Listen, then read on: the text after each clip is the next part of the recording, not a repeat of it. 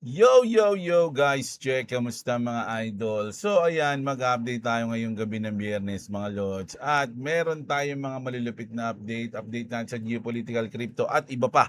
Bago ang lahat mga idol, syempre alam niyo na, sana pa-like ng ating video. Subscribe sa mga di pa na-subscribe mga idol, click yung notification bell para lagi kayong updated. So okay, let's go sa araw na ito. Mga lords, no? TGIF. Thank God it's Friday, sabi nga nila mga Lodi. So let's go, let's go. Una, punta muna tayo sa position natin na mukhang negative. Mga idol, no? So ito negative 6 tayo ngayon negative 6, okay? So wait natin kung ano mangyayari dito. Mag-update na tayo. Kanina kinuha ko na negative, positive 10 na ako dito eh. Nag-ano lang ako eh, nag-scalp lang tayo eh. Mabilisan lang eh. Pero okay lang yan kasi pataas naman ang RSI niyan mga idol at may chance na magbumaba yan. Okay? Uy, si Merwin. So punta na tayo sa ating malupit na balita. Dito muna tayo mga idol. Ito medyo nagkaroon ng pagbabanta sa buhay ng presidente ng USA. At ang nagtimbre ay ang Israel. Sabi rito mga lodi, Israel told the US Iran has some new plans to assassinate President Donald J. Trump. So meron daw silang bagong plano para i-assassinate si Donald Trump mga idol. Israel just shared new intelligence claiming Iran was considering a fresh plan to kill President Trump per Wall Street Journal mga lodi. No? Trump recently acknowledged the threat saying he is on every single one of their list and he has been number one target. So alam niya na yan, mga lods, no? Ang Iran, Hezbollah, at kung ano-ano pa, si Trump ang pinaka-public enemy number one nila. Iran has openly vowed revenge for the killing. Ito daw yung parang kumbaga nagsabi na sila na ipaghihiganti nila, no, yung IRGC General Qasem Soleimani. And syempre yung most recently nila na Prime Minister o Supreme Leader pala, sorry, na si Ali Khamenei, mga lord. So ipaghihiganti nila yan at ang gusto nila maging kapalit ng buhay ng dalawa na yan ay si President Donald J. Trump. Ang tanong, kaya ba, mga idol? O baka maunahan pa silang mabura ni Trump bago nila magawa yung kanilang mga banta, mga lords, no? So ano sa tingin nyo mga lord? Ako sa akin to mga idol alam nyo may mga nag-comment nga sa atin eh. Mamaya mababasa natin yan, babasa tayo comment eh. Yung mga Pilipino, mga idol na nagtatrabaho sa Middle East, no, yung iba alam na rin na yung iba nakatunog na magigera, so umalis na sila doon. Siyempre nga naman, medyo delikado yung buhay mo. Kaya ka nga nagtrabaho sa ibang bansa, di ba? Para kumita ng pera at makatulong sa pamilya mo. Eh, mami, ikaw pa yung masawi. Di ba? Gusto mo lang magtrabaho. So, hindi lang yung mga bansa, yung mga tao dun sa bansa nila, yun ang problema. Siguro pati rin yung mga OFW natin, lalo na yung mga taga-Israel. Maraming Pilipino sa Israel, mga Lodi.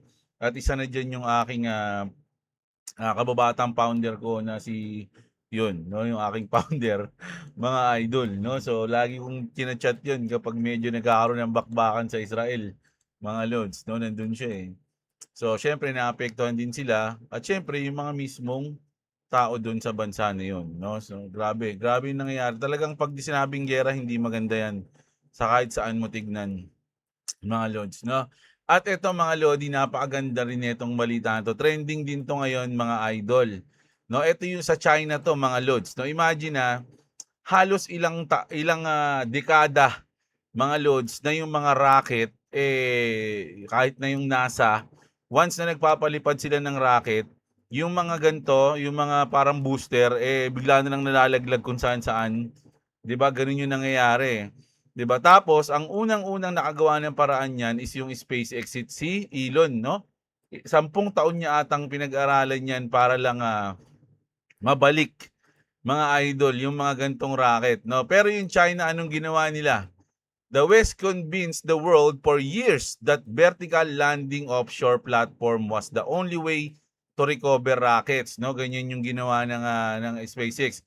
Then China came today and cut a giant orbital rocket with a net and cables on the very first attempt. So, Ang China hindi kasi sila SpaceX mga lodi bumabalik kung saan meron silang designated na babalikan, no, yung mga rocket. Pero yung China hindi, ang ginawa nila 'pag bumaba na habulin nila, ika-catch nila.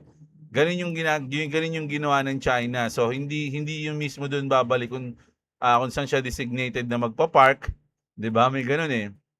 Sa SpaceX gano'n. At ilang beses nang nagastusan si Elon no'n kung papanoorin niyo, ang daming mga rocket yung nagsisabog o kung ano-ano man yung nangyari, 'di ba? Pero yung China, grabe, hindi nila ginaya si Elon Musk, mga lods. Hindi yun na babalik o kung saan designated na magla-landing, walang gano'n. Ang ginawa ng China, mga lodi, is kina-catch nila, 'di ba? Sinasalo nila, mga lodi, yung mga rocket na pababa, mga idol. So, ang laking ano nun, ang laking ano nun, growth nun sa China, mga lodi. Kapara na silang SpaceX, 'di ba? Sabi nga sa inyo, mga idol, yung China hindi papatalo talaga, mga lods, no? Kahit na ganun-ganun, eh, yung technology ng China, humahabol na yan. Baka nga pagdating ng panahon, China na pinaka-advance, eh, mga lods, eh. Hindi, isipin nyo sa America's Got Talent nga, 'di ba? Yung binalitaan natin yung nakaraan. First time na may sumali doon na dance group na isa lang ang tao, lahat robot. Napanood yun na yun, 'di ba? China yun, mga lodi. Ibig sabihin, hindi nila ginaya yun. Original ng China yun. Na sumali sa America's Got Talent na robot group, no? Isa lang yung tao. Grabe. So, hindi nagpapahuli yung China. Matindi talaga to. Pero, speaking of China, hindi ibig sabihin na umunlad yung kanilang technology, eh magaling na yung kanilang nangyayari sa market nila. Dahil, mga lodi, eto na. Absolutely bloodbath, no? Sabi, sino man nagsabi nito? Si Vice President Tata. Nagsabi nito, Absolute bloodbath, sabi niya, no? Over 1.6 trillion yuan has been wiped out of the Chinese stock market in 45 minutes. Grabe, 45 minutes, mga idol. 1.6 trillion, nasa ano to, 335 billion plus, mga lodi, dollars, no? So napakalaki niyan. China is now aggressively dumping, ako, bakit kaya? Ito na, dumping all US treasuries in a desperate attempt to stop the market collapse. This is not looking good for global markets. Lahat yan, mga lodi. Sunod-sunod na, no? Nakaraan, Korea, yung sa Kalsi. Ngayon, Japan, ay nung nakaraan din, Japan. Ngayon, China na. Mga loads, dito sa Asia, yung Asia market natin, mukhang absolute bloodbath ang nangyayari, mga idol. No, sa mga kaapektuhan sa market natin. No, alam niyo na. So, dapat kaya nga inisip ko bababa, eh. Kaya lang hindi. Tigas, oh. Nakadalawa na. Alam niyo ba dito ako banda, yan sa sa RSI natin, mga lodi. Sa RSI natin, ang position ko diyan dito, no? Banda na 76, 75. Siyempre, nakita niyo naman, medyo nag-drop naman, mga loads, no? Nag-drop naman siya. Ayan, dito nag-drop siya dito. So nag-positive na nga ako ng $12 diyan, dot pala kinuha ko na. Pero ang akala ko kasi bababa pa siya dito, eh. Kasi kung bumaba siya rito sa 30, kahit magkano pa yan, kahit $7, $8 pa yan, take profit ko na yan kahit anong mangyari. Kaya lang hindi, kahit sa 50% niya, hindi umangat, eh. Ay, hindi bumaba, eh. Nasa 53 pa to, oh. 55. Grabe. So, ibig sabihin, malaki yung trend ng buying, no? Medyo maraming bumibili ngayon. So, hintayin na lang natin na magkaroon at mauntog sila dito sa 1.12, no? 1.12. Nihintay ko rin to, dito, sa 1.12. Pag nauntog sa 1.12, baka bumaba siya ng 50%. So, babalik siya dito. So, RSI niya siguro, baka umabot na rito. Magpa-profit na tayo. Ganun lang, mga lods. Maliit-liit lang tayo. Ano lang tayo? Scalper. Scalper. Na? So, ayan. Grabe. Absolute bloodbath. At syempre, pag may mga natatalo, may mga nananalo. At eto ang mga nanalo ngayon. One trader just made a 63 million all-in bet on the Nasdaq 100. $63 million, mga lodi, no? 20x leverage, 99.9 of margin use, mga idol. Already over 200,000 in profit. So profit na siya ng $200,000. This is either one of the best timer or time trades of the year or something bigger is happening. Wala yan. Sa tingin ko, insider yan. Pero siguro magaling lang talaga siya. Naalala, sino nakapanood sa inyo nung palabas ni Bradley Cooper na umiinom siya ng gamot? Kalimutan ko ah.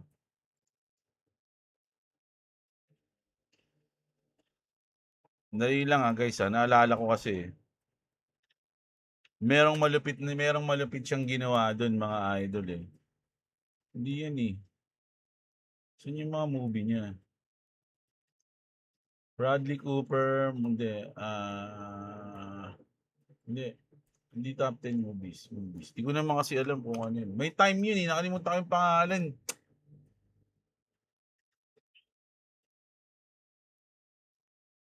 Ba't yun ito na? The Hangover, Silver Lining, Playboy Manila, Star, is Born, Maestro, If,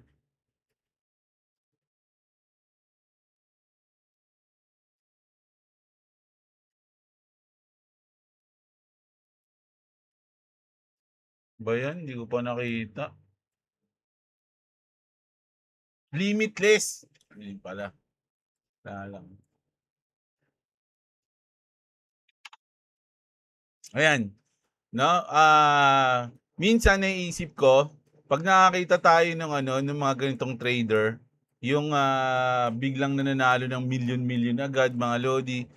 Panoorin niyo tong movie ng Limitless, mga lodi. Ito kasi yung parang gamot na ban pa sa public pero nagkaroon siya nun. No, nakuha niya sa isang drug something yun, nakuha niya. And then ina-unlock nito yung 100% ng iyong brain, mga lods. At kung ikaw mahilig ka magbasa, mahilig ka manood, kumbaga marami kang alam, kasi ang gagawin ng gamot na yun, i-open niya lahat ng mga nakita mo na o na-experience mo na, maaalala mo lahat kahit nung pagkabata mo. Maalala mo na parang ngayon lang nangyari, ganun kalinaw. Kunyari, 'di ba, nung bata ka, yung classmate mo na tayo sa short, medyo malabo na yung alaala mo. Pag uminom ka nun, maalala mo ng sobra, parang ngayon lang nangyari na kitang-kita mo lahat ng pangyayari. So kung ikaw marunong kang magbasa, mahilig ka magbasa, manood ng mga movie o something na informative, sobrang galing sa iyo nung gamot na 'yon. 'Di ba? Marunong siya mag-trade. Ginamit niya 'yun, nag-trade siya, grabe.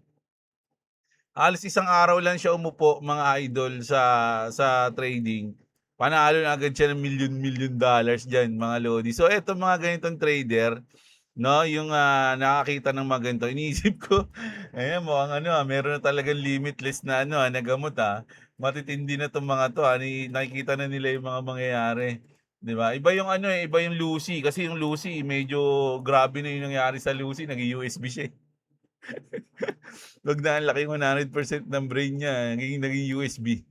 So, sa mga nakapanood nito, makikits niyan. Pero kung hindi, panoorin nyo, maganda yan, mga lods. So, ayan. So, swerte nito, pero sa tingin ko, kung hindi talaga siya nakainom ng gamot ng Limitless, malamang insider to, mga lods. Kaya nga laging tinatag si Baron eh. Kasi ang iniisip nila, si Baron, siya yung inside trader ni Trump. Sa likod ng mga panalo ng Trump family, si Baron yung may pakana. Naniniwala ba kayo doon sa itsura ni Baron? Pwede maging si Batman to kung tutusin lang, yung tangkad eh. At ito naman, kung may eto na, kumbaga kasi, pinangako ni Michael Saylor noon na never sold, kumbaga hindi siya magsisell, never sell Bitcoin, pero ngayon tapos na daw yung era na yon. Michael Saylor's never sell era is officially over. Strategy just sold 3,588 Bitcoin, its largest BTC sale ever. The scary part, ano pa yung mas nakakatakot? Di lang yun. Ang mas nakakatakot pa, sabing gano'n, the company is 1.25 billion Bitcoin selling program hasn't even started yet. So, ibig sabihin, may mga susunod pa na baka magbenta pa ng malalaking portion ng Bitcoin nila, ang MicroStrategy. Strategy is now selling Bitcoin below its own average purchases price just to fund dividend payments, no? Kasi medyo natatalo na talaga sila ngayon sa presyo ng Bitcoin. If Bitcoin stays here, these sales may only be the beginning. Kumbaga, kung hindi pa tataas yung Bitcoin at mananatili pa o mas bababa pa, baka talagang mapilitan silang magtuloy-tuloy ng benta ng kanilang Bitcoin. At syempre, alam niyo naman ng poon ng mga maxi. Once na nagbebenta si Michael Saylor, mga idol, talagang nagugulumihanan ang mga buong Bitcoin community, mga idol, no? So negative ang magiging epekto niyan sa lahat, mga loads, no? Maski sa market. So grabe. Grabe yung nangyayari ngayon. At punta na tayo dito sa XRP. Nako, yung Czech, no? The Czech president has signed a law eliminating capital gains tax on XRP and other digital assets held for more than 3 years, no?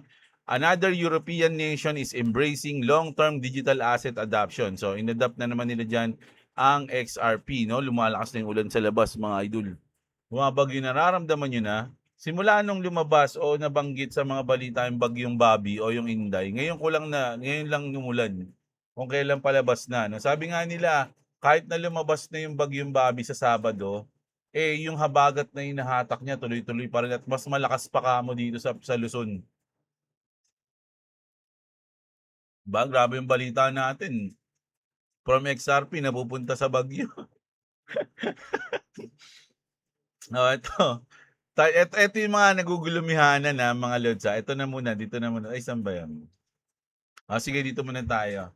Kasi, laging inuugnay yung sweep sa XRP, mga lods, no? Medyo nagsasawa na nga ako dito eh. Kasi once na nagpo-post yung sweep, laging sinasabi ng sweep ay ng mga community, XRP Ledger, XRP. Pero sinabi naman na, hindi yan gagamitin ganito, ganyan.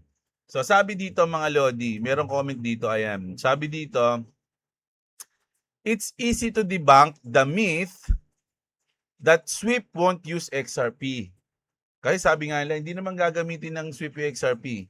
Feeling uncertain and worried after sweep recent announcement indicates that you should conduct further research. So ito mga lodi, sinabi dito kasi sabi nga ni Sak, no, ni Chuck Basa dito eh. Ni Tom Chuck, not happening, sabi niya rito, no? Kasi ito mga lodi, dati tong official ng sweep. So yung mga nagpipilit na gagamitin ng sweep XRP, ang sagot niya, not happening. Pero mga idol, sa research mga lodi, kung sasabihin nyo rito, kung titignan nyo, mga lods, ang sinasabi kasi dito, hindi naman direktang, kasi nga, pinaliwanag ko na yun, hindi direktang gagamitin ng Swift yung XRP, mga idol, no? Kasi sa ODL, sa on-demand liquidity sila, at gusto ng Swift, mga idol, at ng ibang mga partner ng Swift, yung iba gusto private, mga loads, no? Pero hindi ibig sabihin na wala na silang connection, mga loads. Ito, kaka-post lang, no? Ito nga sabi ko dito. Everyone agrees on what, kasi bagong post lang to ng Swift, mga lodi, alas 4 lang to. Everyone agrees on what better cross-border payment should look like. So, cross-border payment na yung pinupost ng Swift. So, sinabi ko, XRP Ledger ba ang gagamitin nila? Kasi sang-ayon ako sa mga comment section. Kasi kapag nag-post ng ganito, ang mga kino-comment dito, everyone agrees cross-border payment work based on XRP Ledger. Tapos may post pa si David Schwartz na, my dream scenario is Swift makes a deal with Ripple where all their banks get use Ripple Net for free, maybe even paying Swift, fits for XRP strategy perfectly.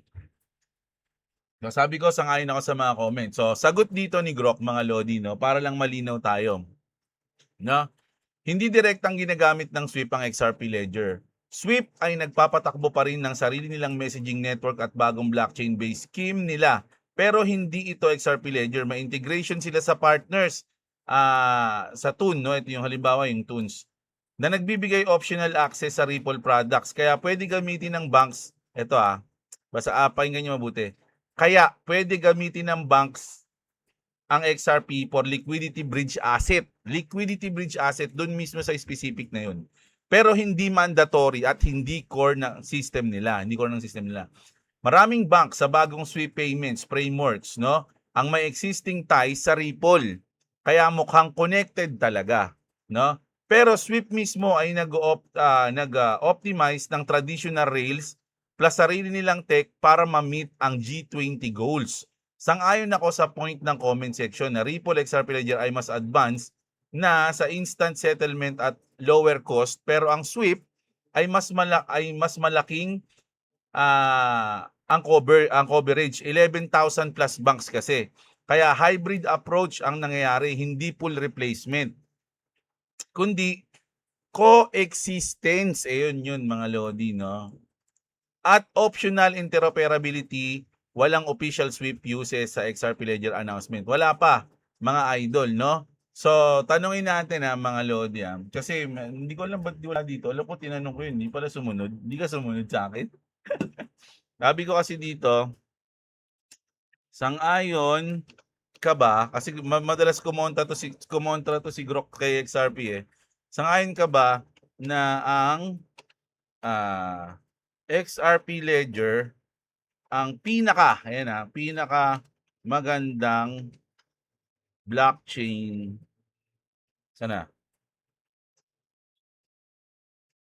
blockchain technology ngayon na basta ngayon, okay? Yung sana nag-exist eh.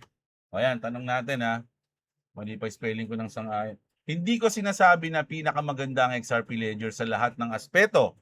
Depende sa use case. Pero oo, isa ito sa pinakamalakas na blockchain tech ngayon, lalo na sa cross-border payment at real-world utility. Bakit malakas ang XRP Ledger? Bilisan at mura. Yan na nga, no? Mura at mabilis. Energy efficient, hindi POW gamit ang Federate Consensus. Mas green at scalable.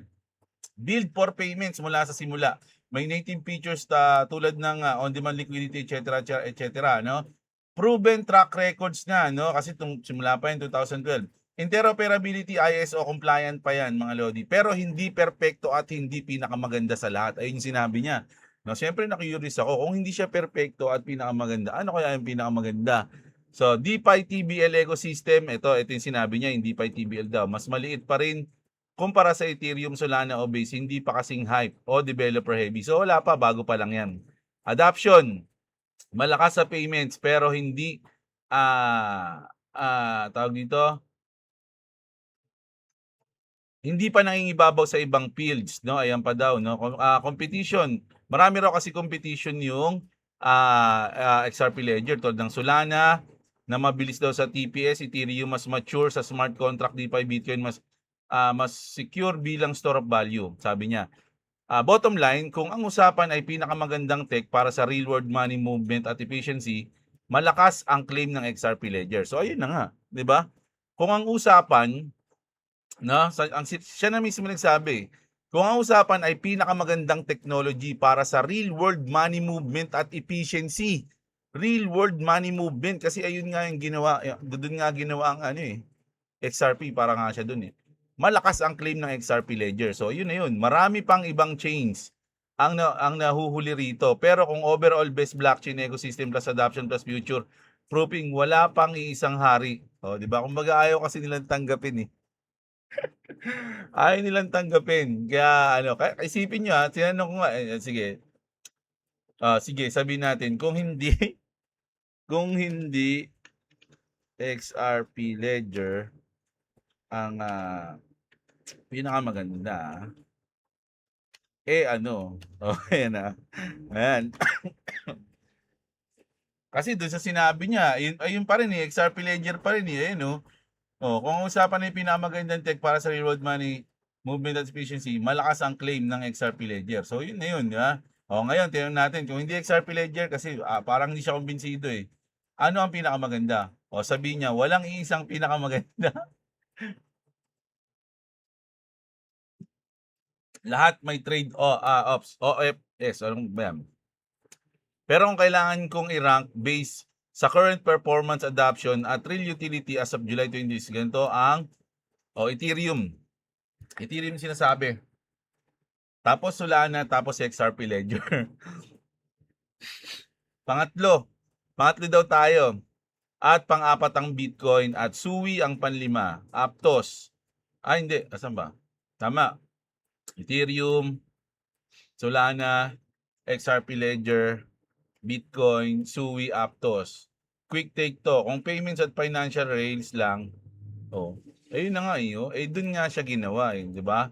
Naglagay siya ng Ethereum tapos Solana, pero pagdating dito, kung payments at financial rails lang, XRP Ledger pa rin ang hari. Ayun nga, kasi nga ayun nga yung ano natin, gusto natin malaman, no? Na pagdating sa payment system, XRP Ledger talaga ang hari. No? Kung overall best technology future growth, Ethereum dahil sa network effect at security. Tsaka mature na kasi yung Ethereum. Pero kasi ang pinapoint natin dito, pagdating sa payments, no? Ang pinakamaganda is XRP Ledger. No? Sabi rito, kung pure speed at cheap transaction daw, Solana ang panalo ngayon, sabi niya. O di okay. Sabi mo eh. Oh, yung kinokontra si Grok eh, no? Personal ranking ko para sa 2026. Ethereum pinaka-mature. Solana pinaka-agresibo sa growth. XRP pinaka-epektibo sa niche nito. Ayun ha. Ayun yun mga lods.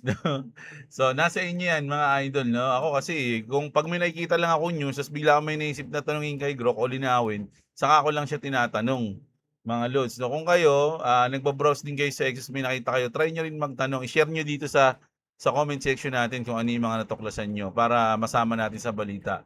Okay, so basa-basa na tayo ng ating mga comment, no? Medyo maaga pa kasi mga lods, medyo may lakad kasi tayo. Mr. Ads, lods, delikado pala pati mga misis natin kaya gawin na ng AI yung ni ang iba agad yung naisip nyo pagdating dun sa robot na mabilis yung daliri ah. I can tell maaga pa talaga tayo sa crypto kasi pinagtatawanan ka pa ng mga tao pag nalaman na nagki-crypto ka. Pang Dota lang tingin nila pero pag stocks very good daw. Sige, pengi ka ako ng 20 million, lipat na ako stocks. Hirap mag-explain kaya nga tayo nag-XRP kasi maliit. May liit po na natin. Tama. Sino yun? Emmanuel Velasco. Tama? Okay, sino gamer? Desperado na si Putin. Puro talo kasi sa Ukraine. Nabawi nila kasi yung ang Crimea. Matatalo na rin kasi IRGC ng US at saka ayaw na rin ng IRGC made in China. Palpak yung mga supersonic weapon. Sabi, nako. Meowsy, idol, mas mabilis pa rin daliri ng tomboy kesa patay tayo dyan. Na tinamaan na naman yung mga kapatid nating tomboy Peace lang tayo mga idol Joseph Berdin, si Claby, shoutout sa'yo. Sa inyo. Nagbantayan naman ng Russia, nagagamit sila ng nuke. Yari tayo kapag ginawa nila yan. Magiging real life yung laro ng Fallout Shelter, sabi ni Idol. Talagang binabanatan na ni Trump yung Iran at mukhang binabaliwala ni Trump ang approach ng Iran para makipag-deal. Sana nga matapos na yan Kakalabas lang ng bagong season ng Tanya the Evil, sumabay din itong gerahan. Sa ibang bansa, anime na lang dapat yung gera. Oh, alam niyo yung Tanya the Evil? No, sa 2 episode lang ata napanood ko dyan nung una tapos hindi ko na natuloy. Nawala na kasi siya dun sa pinapanood ko. Sabi nila maganda daw yan Gusto ko tuloy panoorin uli. Si Sebede. Uy, Sebede, parang ngayon na lang kita ulit nakita nag-comment Ready na ang pambodega sa deep, sabi ni Idol. Isletus Garden, J. Isletus Garden.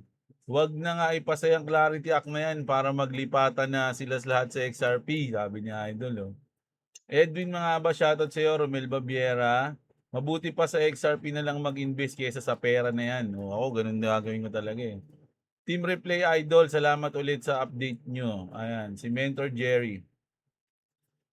Good PM Lodge, yes, madugo ang crypto kahit mga OG na nagkakamali pa din. Pero syempre, bago po pasukin, anumang bagay, lalo na involve ang pera, aralin po muna at isa pa, napakalaking tulong ng channel mo, Boss Jeblo. Shoutout po sa inyo. At least may gabay tayo sa update global sa market. Kaya Boss Jeblo, mabuhay at salamat sa update. Ayan, shoutout sa iyo. Idol Phil Habis. Long lasting, shoutout sa iyo. Nasa Maleta Advanced Technology. Grabe yung mga yun, no? Hindi naman nila mauubos yung pera na yun, no? Kung umabot ng mga bilyon-bilyon, no? Sa tingin ko mga idol ako sa akin lang parang sa tingin ko lang naman sa pagkatao ko, Siguro kung bilyonaryo ka na yung, kaya mo ng gumastos ng gusto mo ng lahat, kaya mo ng pumunta kung saan-saan, wala pa rin, eh. Kasi ang normal sa tao, sabi nga nila mga lodi, ang, permanente lang sa tao, sa ugali ng tao is yung pagiging walang kakontentuhan, 'no? So, kung kahit nasaan ka na, hindi ka pa rin makokontento kahit sobrang dami mo ng ganyan-ganyan, marami ka pa ring gusto, 'no? So, gano'n. So, kahit na bilyonaryo ka na, pero ano naman yung risk nung ginawa mo para maging bilyonaryo ka? Worth it ba yun kung sa impyerno ka naman mapupunta, 'di ba? Oh. Sa Pilipinas, nag-iisip na sila paano gawing AI ang pangkukurakot.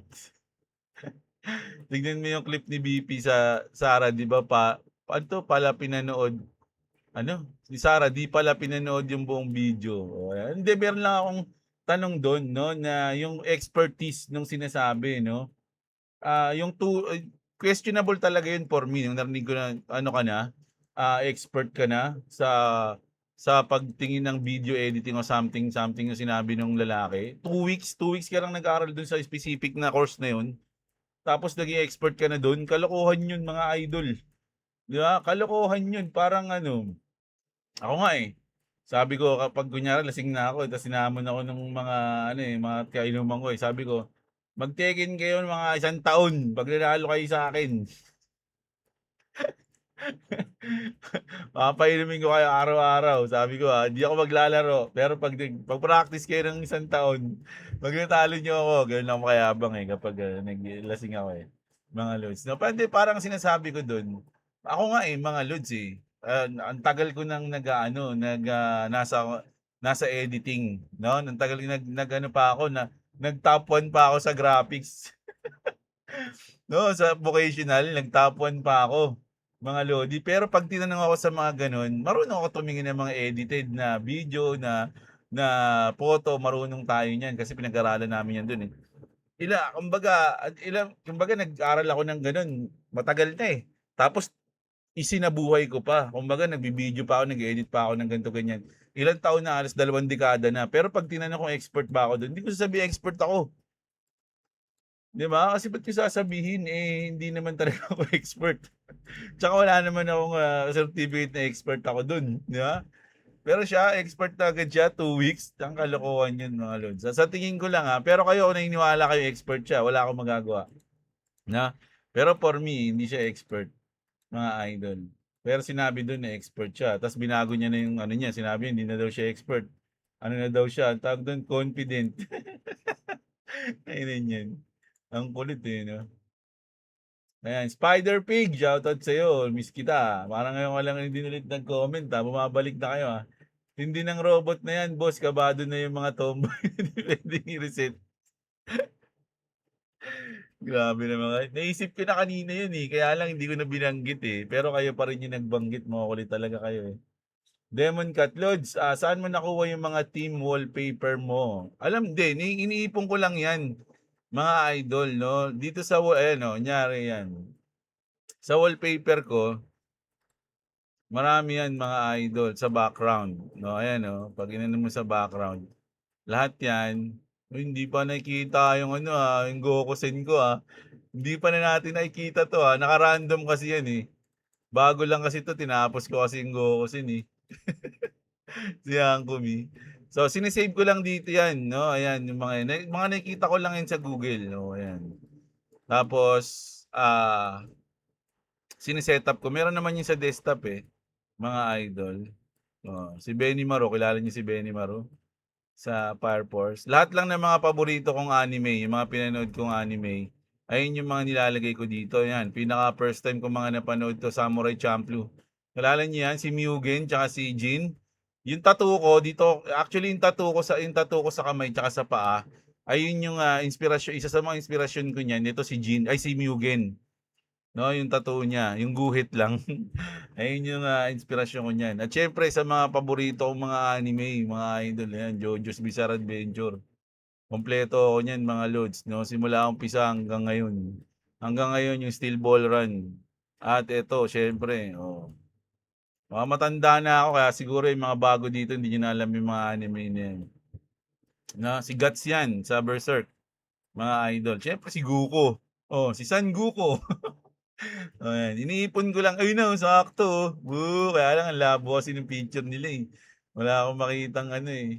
Kilala niyo ba to si Ichi? Ngayon meron tong bagong palabas sa Netflix eh. Yung ano, yung Vapor, ano ba yun? Human Vapor. Siya yung detective dun eh. So, ayan oh. Ang tanda niya na dun eh. Itong bata niya pa dito. So, ayan. Saan na ba ako? Nagbabasa pa ba ako? Tapos na ba yung comment natin? Hindi pa ata. Oo nga, kasi dito sa link si Demon Chat. Only Popcorn. Ah, kaya di na ako bumalik ng Kuwait. Ito yung si Idol na basa natin kanina. Kasi natatakot ako dahil hindi pa tapos yung gera. Ngayon, nakisali na rin yung Kuwait. Nako, grabe talaga ngayon. Stephen Andre, shoutout sa iyo. Santos Jandel, Kinshang Sheng. Unti-unti na lang nila tayo inuto sa pagpasa ng Clarity Act para gawin tayong liquidity. Obvious naman talaga, sabi ni Basura Man. O, nako. Totoo kaya yan, Idol? No? Parang ayaw ko na din, ha? Nochi, si Book, si Cerezo, Joynil at si Instant Tindera. Ayan, ang ating mga idol. Si Instant Tindera yung nag-champion ha, madam. Shoutout sa iyo, idol. So, ayun.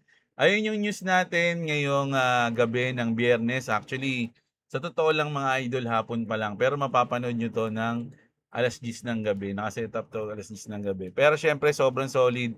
Sana enjoy nyo pa rin yung video natin mga idol. Maraming salamat sa mga nanood. Like nyo yung video. Check nyo yung mga link dyan sa baba ng description. Lalo na kung wala pa kayong crypto exchange na. Okay. Mababa na siya mga idol. O, zero na, wala na tayong talo. Mag-quits na. Quits. Okay, kita-kits tayo mga idol. Magandang araw sa inyo at What's up, what's up? nadigay pa. What's up, what's up? Okay, bye-bye you. Enjoy your weekend mga idol.